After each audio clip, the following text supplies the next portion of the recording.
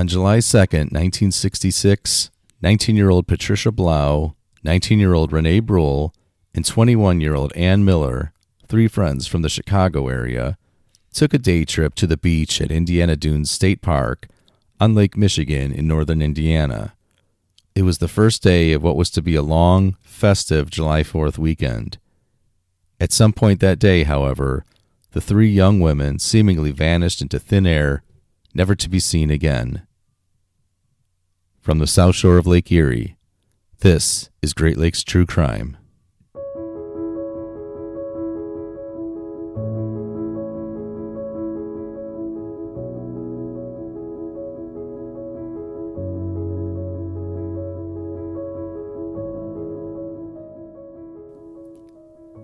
That hot summer morning, Ann Miller drove her four-door Buick to pick up Patricia at her home on Drury Lane in Westchester, Illinois around 8 a.m.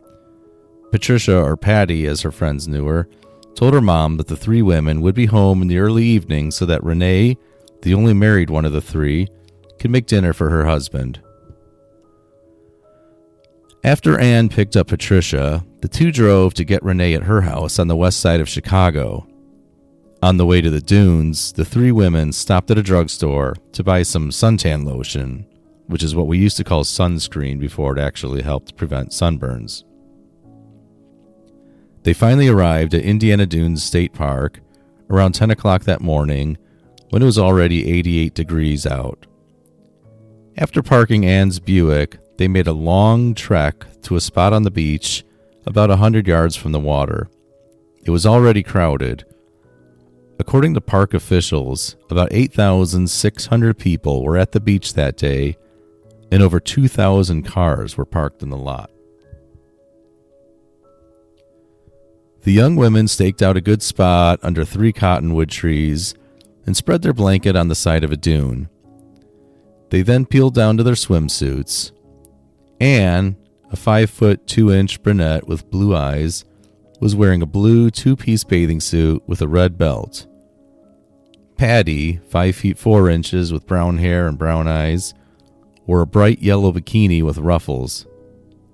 And Renee, the tallest of the three at 5 9" with brown hair and hazel eyes, had on a brown swimsuit with a pattern of green flowers and gold leaves. A young Chicago couple named Mike and Frances saw the women leave their belongings on the beach around noon when they went for a swim. A little while later, the couple saw them talking to a young man who had a small boat in the Lake Michigan water. It was a 14 to 16-foot white boat with a blue interior and an outboard motor. That same couple was still at the beach at nightfall, and they noticed that the three women never returned to where their belongings were on the beach, so they flagged down a park ranger named Bud Connor and reported that they were concerned that the women never came back. There was a fair amount of personal belongings left behind, suggesting the three definitely planned on returning to their spot on the beach. Patricia left behind a yellow robe, a pair of sunglasses, a battery-operated radio, beach towel, and her wallet, which had $5 in it. Ann left a thermos bottle, her denim shorts, a shirt, shoes, and hairbrush, while Renee left a large beach towel, her shorts, shirt, a pack of cigarettes, that bottle of suntan lotion, a small amount of cash, and her purse, which had about $55 in checks in it. Ranger Bud carefully picked up the blanket by its corners and took everything on it to the office of Park Superintendent William Svedek. The two men figured they would safeguard the belongings in the office until the women came back to claim him. During the busy holiday weekend, the belongings got set aside and forgotten about while park staff tended to their jobs. Early in the morning of Monday, July 4th, Superintendent Svedek got a telephone call from Patty's worried father, Harold Blau. Harold was looking into the whereabouts of the three young women. He said they had left home around 8 o'clock Saturday morning and should have arrived at the park about 10 o'clock, but they never came home that night and never called. Suspecting there might be a connection between Harold's phone call and the items that he remembered were left on the beach 2 days earlier, Svedek took another look at the items left behind on the beach blanket. Along with the other items described earlier, there was a key ring with a miniature Illinois license plate on it with the number 265-487. Svedek asked his staff to check the parking lot, where they found that, sure enough, there was a 1955 Buick with license plates matching the number on that key ring. At 8:50 a.m. that morning, Superintendent Svedek called the Indiana State Police, who had a post about 3 miles south of the state park. At 10 a.m. on July 4th, Trooper Harry Young arrived at the park to investigate. He took possession of the women's items left at the beach, including the miniature key ring. Trooper Young next contacted Chicago police and asked them to run a check on the car's license plate. About 20 minutes later, Chicago police notified the Indiana trooper that the plates were registered to Ann Miller of suburban Westchester, Illinois. A check with the Westchester police revealed that a missing persons report had been filed on Ann and her two friends by family members the night before.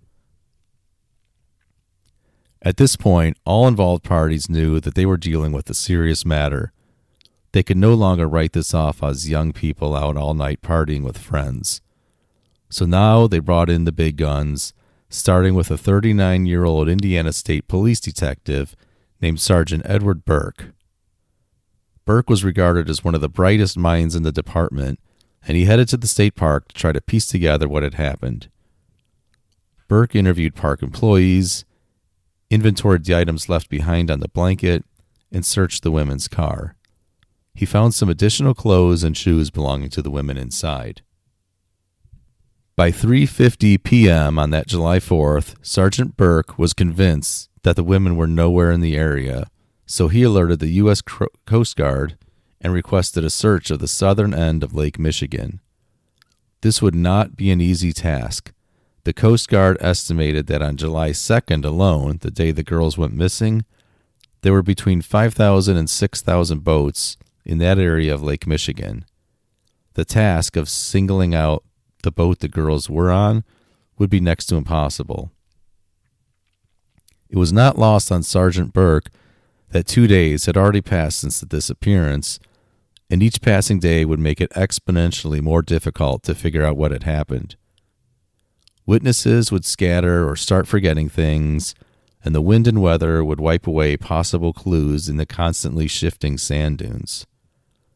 So Burke ordered a thorough search of the 2,100-acre park and the shoreline to the east early in the morning of July 5th. The search would extend all the way to the Indiana-Michigan border. Coordinating the search were Park Superintendent Svedek and First Sergeant Albert Hartman of the Indiana State Police. Search parties, including 42 soldier volunteers from a nearby Army base and 10 members of the Porter County Sheriff's Posse on horseback, searched across the massive dunes, through the park's thick woods, and across prairies and meadows containing a number of rare and sensitive plant species. The investigators also took another look at the women's belongings, and when searching through Renee's purse, they discovered the first sign that perhaps the disappearances were not accidental. Remember, Renee was the only married one in the group, and her purse contained an unmailed letter to her husband of 15 months, Jeffrey. This letter, which was written 2 weeks earlier to the 21-year-old accounting student, basically said that Renee wanted to leave him. Apparently, Jeffrey spent a little too much time with his friends, working on cars instead of spending time with his young wife. For whatever reason, however, it seems that the letter was never given to Jeffrey. Did he see it somehow, though? We don't know. Police, of course, brought Jeffrey in for questioning, but he maintained there were no problems between the two newlyweds. Members of Renee's family also discounted the significance of the letter, suggesting Renee may have written it while she was upset, but later decided not to give it to Jeffrey. She might have even forgotten that she still had it. As darkness descended upon the park, Sergeant Burke ordered a beach buggy to patrol the shoreline throughout the night for a grim reason. Enough days had now passed that if the young women drowned, their bodies would float to the water's surface. The buggy patrolled all night, but no bodies or other evidence was found. The next day, Wednesday, July 6th, the search shifted to an area west of the state park as a result of several telephone tips received by authorities. The search area extended west to the small but wealthy town of Ogden Dunes. Several people claim they saw 3 young women that Saturday get on a boat and headed west. The boat was said to have had only one person on it aside from the women. It was a man described as being well-tanned, in his early 20s, and with dark, wavy hair. The witnesses recalled that one of the women was wearing a yellow swimsuit and positively identified photographs of the women as the people they had seen aboard the watercraft. In addition to the sheriff's posse, a massive group of volunteers helped out with the search, over 100 people in total. On a side note, you don't hear much about sheriff's posses anymore. It seems like the world might be a better place if we still had them. Anyway, on that July 6th, the search took a major turn when some wreckage from a boat washed up along the Lake Michigan shore, about 3 miles downdrift from where the 3 were last seen. Among the debris found was foam and metal from boat seats, oil and gas cans, and some wood believed to be from a boat. The debris was not too far from a water intake crib that extended about a quarter mile out into the lake. Police suspected that a boat smashed into the large crib structure, although the Coast Guard had not received any reports of a missing boat that weekend. That doesn't necessarily mean it didn't happen. A Civil Air Patrol plane flew over the area and searched for more debris, but also came up empty. The intensive search resumed the next day and included Civil Air Patrol planes from 2 different locations, searching as far north as Chicago. Coast Guard boats were also back at it, searching the Lake Michigan shore in Illinois, Indiana, and southern Michigan. These searches would continue uninterrupted for a solid week, and it was intense. The Coast Guard alone used 10 boats, 1 airplane, and a helicopter, while the Civil Air Patrol deployed a minimum of 4 aircraft throughout the search. On top of that, the U.S. Army had 2 helicopters searching from air, while dozens of scuba divers searched the water. The state park asked anyone with bloodhounds to bring them to the park to help in the search, and also asked owners of nearby private cabins to check their properties for any sign of the missing beachgoers. The sheriff's office searched over 250 cabins and either talked to the occupants or looked inside through the windows of each of them. Superintendent Svedek made a public appeal for anyone who might have seen the 3 women to contact him at park headquarters, and the public responded. He received over 100 calls. Most of the reports were dismissed fairly quickly, but some others were looked into but ultimately were dead ends. Authorities still didn't have a lot to go on, but they were pretty certain that the women had gone into the water, either for a swim or a boat ride. So far, we have found nothing to indicate foul play, said Sergeant Burke on the 4th day of the search, but nothing has been found to indicate what else might have happened to them. Police learned that Patricia and Renee were strong swimmers, while Anne was described as a fair swimmer. This seemed to make it unlikely that all 3 of them drowned. Patricia, for one, was said to have been capable of swimming 20 to 30 miles. The families of the 3 women could think of no one they knew who owned a boat and stressed that the women were not into boating. Actually, all 3 of them were horse-rack riding enthusiasts, landlubbers. Patricia actually owned her own horse, a thoroughbred named Hank, which at the moment was at a racetrack near Winnipeg, Manitoba, in Canada.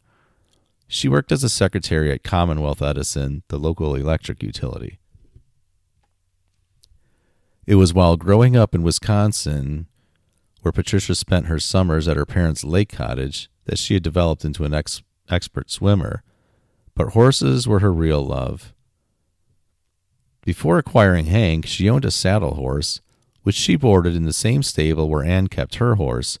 That's how the 2 became friends. Anne had a job exercising horses at the Oak Brook Polo Club, which is to this day one of the most elite polo clubs in the United States. Renee had been a high school classmate of Patricia's. After graduation, she completed a 1-year course at a medical technology school in Chicago. As the search continued, police received another large batch of calls after the women's parents made a public plea for information. Various callers who had seen their photographs in area newspapers reported having seen them in Michigan, Illinois, and Wisconsin. Some of the callers who had been at the beach that day of the disappearance said they had seen the three get into a boat with 3 men. Other callers remembered it as 2 men. And another one said there was only 1 man. The state police checked out every lead, and for a while it seemed like the best lead was a lifeguard who told investigators he had seen the women get into a boat with 3 men aboard. The next day, however, the lifeguard told police he did not think they were the same girls. In the end, police considered the best lead to be the original one from the teenage boy and girl who told Connors about seeing the women get into a small boat containing 1 man. The story was backed up by other witnesses as well, so it had some merit to it. Let's take a quick break.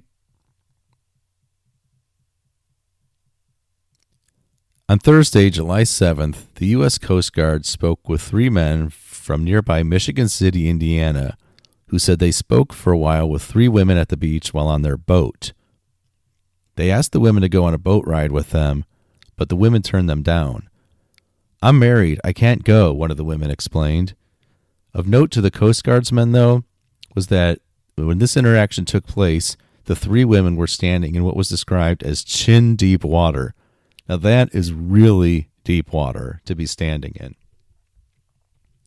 This report renewed speculation that the 3 may have drowned after all rather than having gotten in a boat accident.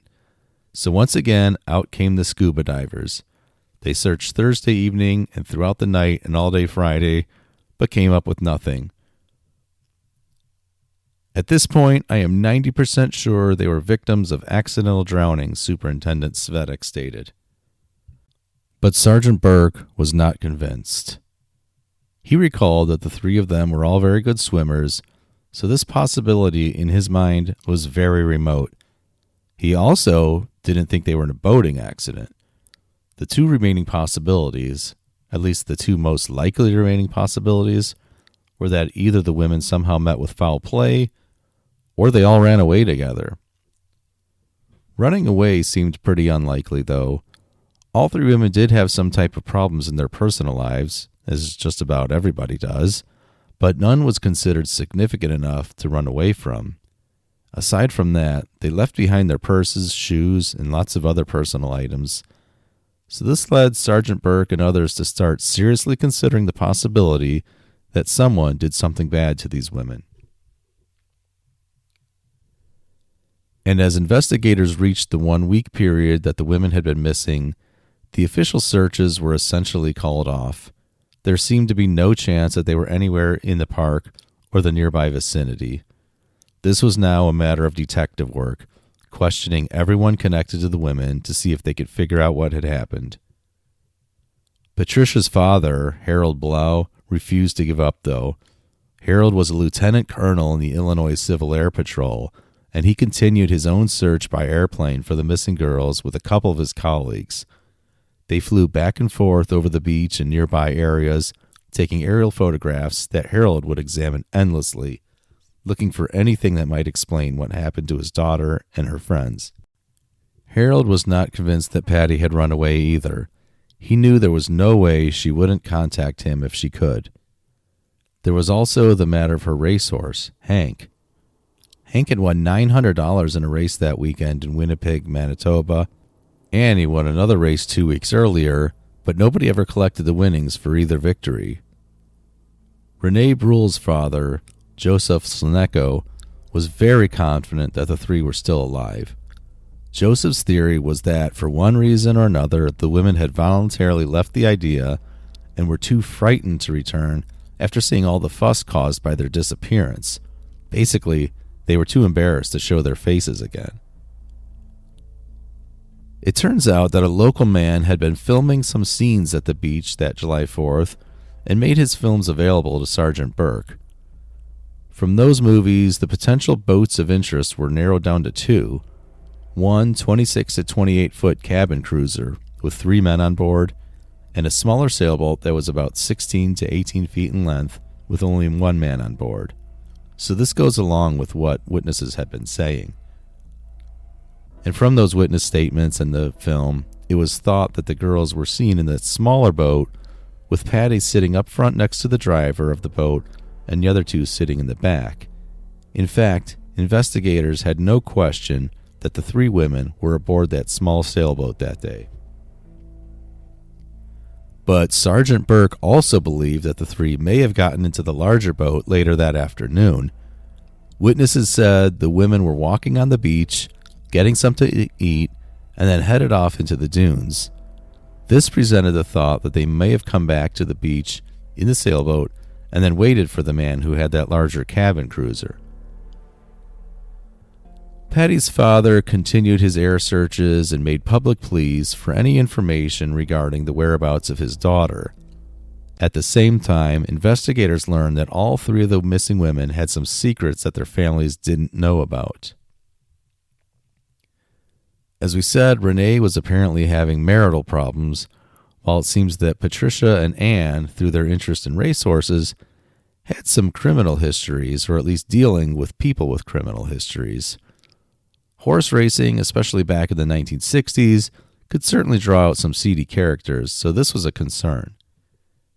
In fact, about 4 months before the disappearance, some of Patricia's friends noticed an injury to her face that looked like the result of a punch or an assault. When they asked her about it, Patricia admitted that she had some trouble with, quote, some syndicate people that she knew. Patricia was also known to have a boyfriend named John Paul Jones, described as an ex-convict and rodeo cowboy.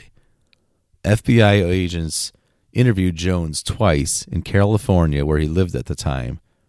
Jones confirmed that he previously had a relationship with Patricia, but vehemently denied any knowledge of her whereabouts. Patricia, Anne, and Renee frequently rode horses at a stable in Palatine, Illinois. The stables where they rode were owned by a local horse dealer named George Jane. George and his half-brother, Silas Jane, had recently been involved in a bitter dispute over horse dealing when a young woman named Cheryl Ann Rood was killed at the stable where the girls rode horses in June 1965 by a car bomb, a bomb which was intended for George Jane, the stable owner. George had asked Cheryl to move his Cadillac for him when the bomb exploded, a real wrong time, wrong place kind of situation, unfortunately.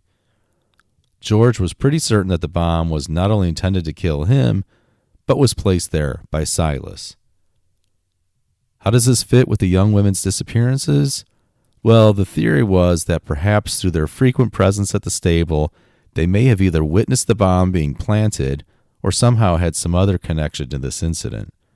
This theory could explain Patricia's odd remarks about her facial injury from March 1966 and her connection to syndicate people. It has never been proven, though. George and Silas's phone numbers were discovered in the belongings of one of the missing women in 1966, so they definitely knew them. George Jane was killed by a gunshot in 1970, and his brother Silas was later convicted of conspiracy in his half-brother's murder and was sent to prison, a prison where he died of leukemia in 1987. Silas was also suspected in another murder, so these were certainly dangerous people they were dealing with at the stable. Silas was a particularly bad guy, heavily involved in the organized crime world of Chicago. He's said to have been a bully, extortionist, thief, and perhaps murderer. He actually bragged about serving time in prison for murder, although in actuality he had not at the time of his bragging. Even if George and Silas wanted to murder the 3 young women, though, it's very unlikely that A, the killers knew they were going to the beach on that July 2nd, B, they followed them to the beach, which again was over an hour drive away, and C, they decided to kill 3 women at a very crowded beach on a busy July 4th weekend. perhaps on a boat that they somehow knew the girls would get on. It just doesn't add up. The months began to pass by, and while people kept looking for the women, no solid leads came up. A few people reported potentially seeing one or more of the women, but those leads ultimately led nowhere. Later that year, on the outside chance that the 3 women were still alive and living elsewhere, their families printed 5,000 missing person flyers containing previously unpublished pictures of their daughters and sent them to friends and relatives in other states throughout the United States. The flyers were also distributed by police departments in Florida, Arizona, California, and other states that had major horse tracks. Still, nothing came up, nothing since then. The case remains open to this day. Sergeant Burke retired in 1971 after 21 years with the Indiana State Police. He spent the next 4 years working for the U.S. government as a police advisor in South Vietnam and was among the last Americans evacuated from Saigon in 1975. From there, he went to Saudi Arabia to work as head of security for a hospital. So Burke certainly lived an adventurous life, but sadly couldn't find the missing women. Harold Blau, the father who refused to give up hope, eventually retired and moved to Florida, but kept in touch with Sergeant Burke while he was in Saudi Arabia, exchanging theories about the case. But to this day, no one knows what happened to Patricia, Ann, and Renee. There are a number of theories out there, some we already went over, but some of them seem more plausible than others. Some of the theories are, 1, they were involved in a horrible boating accident that left no physical trace of anyone aboard. No boats were reported missing that weekend, but it's still not out of the realm of possibility. 2, they were victims of an abduction that turned to murder aboard the boat.